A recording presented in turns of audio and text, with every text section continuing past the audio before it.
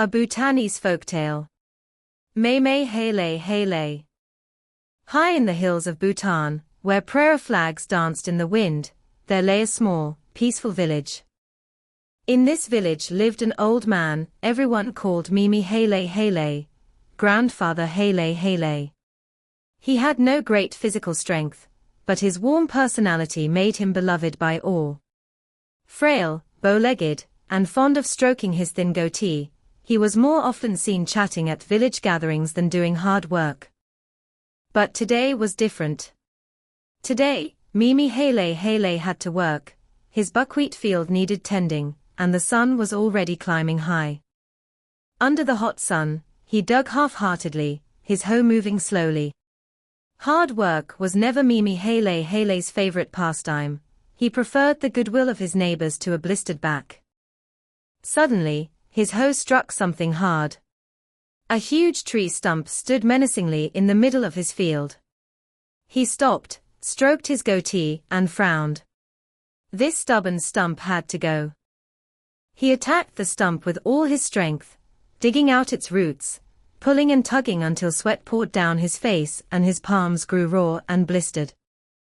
Just as the sun sank behind the western mountains, he gave one final, mighty tug, and the whole stump came crashing out with a thunderous crash. In the gaping hole left behind, something caught his eye, a large, flat, circular turquoise stone, shaped like the famous grinding pan used to make Bumthang's coolie pancakes. He could hardly believe his eyes. Wide-eyed, he stood frozen in awe, holding the turquoise up to the fading light. It was the most beautiful thing he had ever seen. Now that I have this turquoise, he said to himself, I don't have to work anymore. I'll sell it and get rich. With newfound confidence, Mimi Heylay Heylay swaggered off toward the market. On the way, he met a man leading a horse. Mimi Heylay Heylay sang out his tale, the stump, the turquoise, and offered to trade it for the horse. The man could hardly believe his luck, and the exchange was made in an instant. Leading his new horse by the rope, he hadn't walked far before he met a man with a bull. Again he sang his tale, and traded his fine young stallion for the old bull, delighted with the deal. Next, leading the bull by the rope tied to its horns, he met a man with a ram.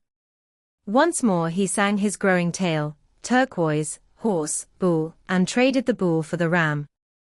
The ram followed reluctantly, bleating all the way, until he met a man carrying a rooster under his arm. Mimi Heylay Heylay sang his tale once more, and traded the ram for the rooster. Tucking the rooster proudly under his arm, he walked on until he met a man singing joyfully to himself. Curious, the singer asked where he was headed, and Mimi Heylay Heylay told his whole tale, then made an unusual offer. Would the man trade his song for the rooster? Dumbfounded but delighted, the singer agreed. Mimi Heylay Heylay happily handed over the rooster and received, in return, nothing but a song. And so Mimi Heylay Heylay walked on, singing to his heart's content. Shoma lay laymo, o lay pay, o lay pay, o lay pay. He had begun the day with nothing but a stubborn stump, found a priceless turquoise, and traded it away piece by piece, for a horse, a bull, a ram, a rooster, and finally, a song. And yet, walking home under the stars, Mimi Heylay Heylay had never felt richer. For in the end, Mimi Heylay Heylay taught the village a simple truth. True wealth is not found in what you hold on to, but in the joy of the journey itself. If you enjoyed this tale from the Himalayas, subscribe for more Bhutanese folktales, and tell us in the comments, what would you have traded for?